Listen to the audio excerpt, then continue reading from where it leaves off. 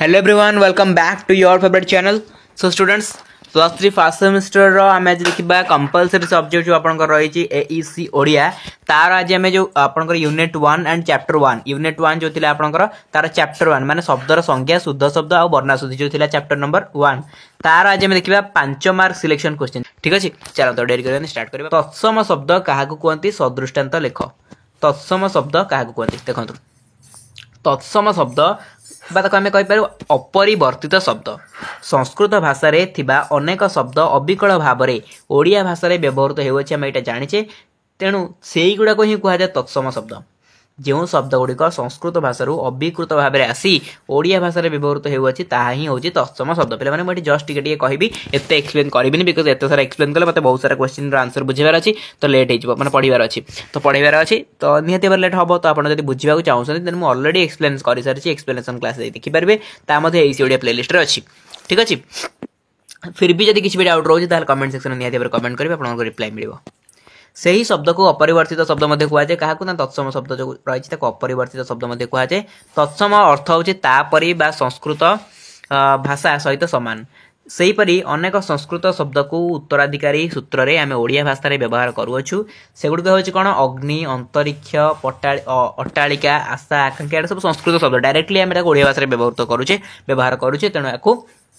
अपरिवर्तित शब्द मध्य कहा जाए। विभिन्न सारा एग्जांपल दिया जाय आपण चाहिले एग्जांपल देचेटा दे दी परिबे हैला। आउ केतक शब्द अछि जहाँ ओडिया भाषा रे व्यवहृत हैला बेले सामान्य परिवर्तित हुए सेगुडी को अर्ध तत्सम हैला। किछरा अर्ध तत्सम अछि माने टिके परिवर्तन हो जाय माने अल्प संस्कृत शब्द अछि अल्प टिके आमे परिवर्तन कर जाय अल्प कर्म करम माने पद्य को गद्य रूप कर देछि कहि चले आ तो एई टाइप रो थाए किछरा। तो आपको एति लिखले 5 मार्क मिल जिवो जेतोडा एते भी एक्सप्लेनेशन दबाक पड़े नै आपको 8 मार्क के क्वेश्चन पड़िबो सेठी आपण भलरे एक्सप्लेन करिवे जिंस गुडा ओके। देखो एटी देला आपनको तत्सम परे तद्भव शब्द क्या कहते तद्भव माने परिवर्तित शब्द माने तहिरु उद्भव संस्कृत भाषा ओडिया को आसीबा बेले परिवर्तित होइतिबा अनेक शब्द आम भाषा रे देखिबा मिले या को तद्भव शब्द कहा जाय। जोड़ा सब संस्कृत भाषा आसिक आम व्यवहृत होउछ त कबे टिके मॉडिफाई भी करूचे। तद्भव अर्थात कोन तहिरु उद्भव आपण फास्ट कहली यही तद्भव शब्द को अपभ्रष्ट शब्द मध्य कहा जाए। सेपरि केतक तद्भव शब्द हैला कोन अग्रर आग अद्यर आजी अक्षर अख अमावास्यार उआस तो यहीटा सब कह जाए कौन तत्सम शब्दटा आम केमती तद्भव हो जाऊँगी बुझेगा। एग्जांपल निहाती देवे पे 5 ରୁ 6 एग्जांपल देवे जेहेतु 5 मार्क लंग क्वेश्चन देखा दूसरी आपको एत सारा एग्जांपल देवे मैं पढ़ुनी एत गुड़े देखिपे।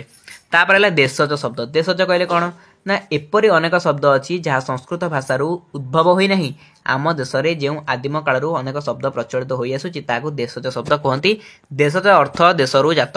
ओडिया एक सार्थक पुरातन शक्तिशाली भाषा होइतिबा हेतु एथिरे अनेक देशज भाषा रही अछि यथा अड़ुआ अखाड़ुआ अंटा अलगुणी आहुला आंठुकुड़ा उखुड़ा उठिया उदा ओरा कचड़ा ये सब रोचे कौन देशज शब्द जोटा पूरा आम देशज शब्द जोटा आम कहीपर कि आम ओन शब्द गुड़ा है बुझे विषय लिखिदेवे। तापर है वैदेशिक शब्द। वैदेशिक शब्द कौन ना वैदेशिक शब्द आम विभिन्न प्रकार थाए देशरू माने विदेशरू आगत शब्द गुड़ाक आम वैदेशिक शब्द कही था।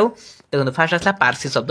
तो पारसी शब्द कौन ना आईना आजाद आमदानी इज्जत इनाम इलाका ये सब पारसी शब्द है। तापर है कौन आपंकर आरबी शब्द। आरबी शब्द कौन सब अदालत अमल अमीन आईन आप सब मन रखिए किसी ना पे 4 ରୁ 5ଟି मन रखिए 4 ରୁ 5ଟି है। तापर आपंकर है तुर्की शब्द। तुर्की शब्द सब कौन कईच काबू कुली गालीचा चकमकी ये सब कौन तुर्की शब्द। तापर है पर्तुगीज शब्द। पर्तुगीज शब्द आप लिखिपारे इस्तफा स्त्री कॉफी काजू ये सब रहा। तापर इंग्राजी शब्द लिखिनी से आप 1 नंबर देकी इंग्राजी शब्द भी लिखिदेवे कारण इंग्राजी भी हो गोटे वैदेशिक शब्द। तो इंग्राजी शब्द आप इंग्लिश वाला तो आप जानते टेबल चेयर ये सब लिखिदेवे है। तो जब वैदेशिक शब्द पचारे तो आपको जहाँ भी जहाँ वैदेशिक शब्द सब अच्छे सब गुड़ाक लिखा पड़ो आपको माने पारसी हो आपंकर आरबी हो सबू। तापर ये किसी इंपोर्टेंट ना चलो तो ये 6 नंबर अर्थगत दृष्टि ओडिया शब्दर विभागीकरण दर्शा। ओडिया शब्द को पे 3 भाग में विभक्त कर गोटे रूढ़ शब्द गोटे यौगिक शब्द गोटे जोग रूढ़ शब्द बुझेगा। फास्ट देखिए रूढ़ शब्द कौन जो शब्द प्रकृति प्रत्ययगत अर्थात तार मौलिक अर्थ प्रकाश न करी भिन्न अर्थ प्रकाश करे ताकू रूढ़ शब्द कह जाए। माने मौलिक अर्थ तार जहाँ से प्रकाश कर गोटे भिन्न अर्थ आसुव तार ताको आम कही था रूढ़ शब्द जमती कि व्याघ्र घट क्षत्र है घट युक्त घट घट धातुर अर्थ है चेष्टा करवा मात्र घट शब्दर अर्थ है पात्र देखो ये जो देखाई घट युक्त घट युक्त ये जो घट घट मान कौन चेष्टा करवा घटिबा जोटा आम कहे ताल घट मान तो होता घटिबा चेष्टा करवा बट ये कौन है घट मान कौन आम बुझे आप जानते घट मान सब जो कहती कौन जोटा कि पात्र गोटे पात्रटा को घट बोली कहुए ताले बुझीपार तो ये हूँ रूढ़ शब्द माने लगुच गोटाए कि तार मिनिंग हूँ आउ गोटाए बुझेगा से भाव में क्षत्र एक रूढ़ शब्द क्षत्र शब्दर प्रकृति प्रत्यय है जे क्षत्रु त्राण करे मात्र क्षत्र कहले साधारण बुझा जाए क्षत्रिय है क्षत्र माने क्षत्रिय वंश जो कहते क्षत्रिय जाति विशेष बुझाए तेणु एठार रूढ़ शब्द है पुणी केतेक रूढ़ शब्द सहित अन्य केतेक रूपी मिसिले यार अर्थगत पार्थक्य बा परिवर्तन घटे तथा कटिबा कटिबा काट धातुर इबा प्रत्यय लगे कटिबा है काटिबा है जोटा आम कहे ये काटिबा शब्द एपरी केतेक शब्द सह जोग हुए जहाँ अर्थ परिवर्तित बा परिवर्तन घटे और एपरी स्थल रूढ़ शब्द सृष्टि हुए जमी काटिबाटा चित्ता काटिबा माने कौन ये ठकीदेवा आपड़ जैसे काटिया माने कौन गोटे जिन काटिदेवा बट चित्ता काटिया माने कौन हो ठकीदेवा तो ये चित्ता काटिया माने कौन अलग किसी हो कि ना बाट काटिया माने कौन बाटटा काटिदेवा ना ये बाट काटिबार अर्थ मुह बुलाई चली बुझेगा तो ये सब हूँ रूढ़ शब्द तापर यौगिक शब्द कौन ना एकाधिक रूपीम सहायतार यौगिक शब्द गठित हुए यही धरण शब्द ताहार प्रकृति प्रत्ययगत अर्थ को ही प्रकाश करें यथा पच युक्त पाचक पाचक शब्दर प्रकृति प्रत्ययगत अर्थ है जे पाक करे एथिरे कौन सी भिन्न अर्थ आसे ना तेणु पाचकर प्रकृति प्रत्ययगत अर्थ और साधारण अर्थ एक होइतिबारु यौगिक शब्द है पुणी पहाड़िया पहाड़ युक्त एठार रूपीम समुदाय गठित यही यौगिक शब्दर प्रकृति प्रत्ययगत अर्थ साधारण अर्थ सह सामान तेणु यह एक यौगिक शब्द अनुरूप भाव में घरुआ घर युक्त हुआ नयन वचन ये सब हूँ कौन यौगिक शब्द एटा यौगिक शब्द कहीं कहूँ ना एटाकर मिनिंगटा प्रकृत जहाँ रियल भी से देखा आमको आम ये देखुले व्याघ्र आपंकर व्याघ्र हो आपंकर जो घट हो घट आम देखुले गोटाए बट ता मिनिंग आसाला गोटाए बट आम से व्यवहार न करके आउ गोटे देखुले तो यहाँ रोला बट ये जो जिन जहाँ से जिन तार मिनिंग आसो प्रकृति प्रत्यय कले जमी मुझे कहि पहाड़िया पहाड़िया को प्रकृति प्रत्यय आप जब करदे पहाड़ युक्त या तो पहाड़ युक्त या से पहाड़िया तो पहाड़िया माने ही केवल जहाँ बुझुंट गोटे ही तार मिनिंग आसमी कि डबल मिनिंग आस बुझेगा तो गोटे मिनिंग आस जार सी यौगिक शब्द तापर जोगरूढ़ शब्द कौन ना देखो जो शब्द तार व्युत्पत्तिगत अर्थ में अनेक वस्तु को बुझाइबा संभवपर होते हैं वस्तुतः ताहा गोटे मात्र वस्तु बुझाए माने आप देखिए से माने से जो शब्दटा से विभिन्न सारा मिनिंग तार थी बहुत गुड़े मिनिंग थी बट से बहुत सारा मिनिंग को न बुझे गोटे मिनिंग को बुझाऊ ताल कह जोगरूढ़ शब्द केमती देखो उदाहरण पंख युक्त जन युक्त पंकज आम जो पंकज कहे पंकज कहले आम कौन बुझुचु पंकरु जात माने पंकरु जात किंतु आम पंकरु जात माने कौन आम बुझुचे पंकज कहले पद्म आम बुझे कौन पद्म पद्म ताले पे कहतु पंकरु जात माने कौन खाली कौन पद्म पंकरु जात हुए आउ किसी पंकरु जात हुए हुए बट आम कौन बुझुचु पद्म ही बुझुचु ना तो ये माने ये वार्ड गुड़ा कहुए कौन जोगरूढ़ शब्द माने तार मिनिंग विभिन्न तरह हो बट आम तो गोटे ही व्यवहार करवा बुझेगा तापर आपंकर अणत्व विधि समूह माने मूलक अशुद्धि अणत्व विधि मूलक अशुद्धि सब कौन रही सत्व विधि मूलक अशुद्धि कौन आसो है पद मध्य देखो पद मध्य न रण रे परिणत होगा नत्व विधि कहुए न जगह न हो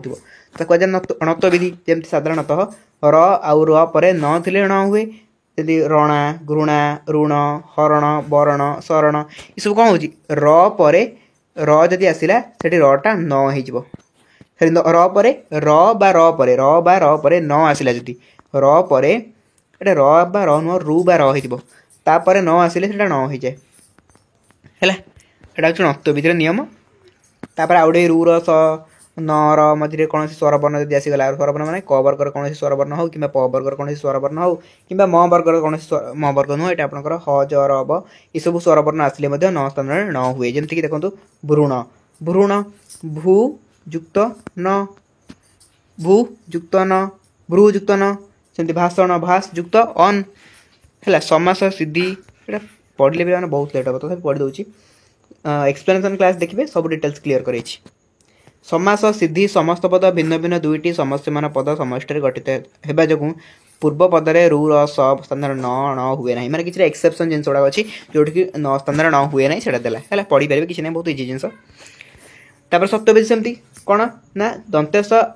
मुद्नेश हुए सत्यविधि कह क्या जगह ना जो विधि नियम द्वारा दंतेश मुद्नेश जब दंते स जगह स हुए ए स जगह ए स हुए दंतेशटा मूर्धन्य स हो जाए सेटा को कौन कह जोटा सप्तवेदी कहुए है। तो कौट कौट हुए ना अ आ भिन्न कौन से स्वरवर्ण पर मैंने अ आ को छाड़ देकी आउ कौन से स्वरवर्ण पर स थिले सेटा तालव्य स हो जाए मूर्धन्य स हो जाए है दंतेशटा मूर्धन्य स हो जाए। जदि विषम विषम कौन है स थिले स हम अ आ भिन्न माने ये आपंकर हर्ष यू आपंकर रहा जी भी स्वरवर्ण तो विषम अभिषेक आनुषंगिक उषा है किसी एक्सेप्शन भी रही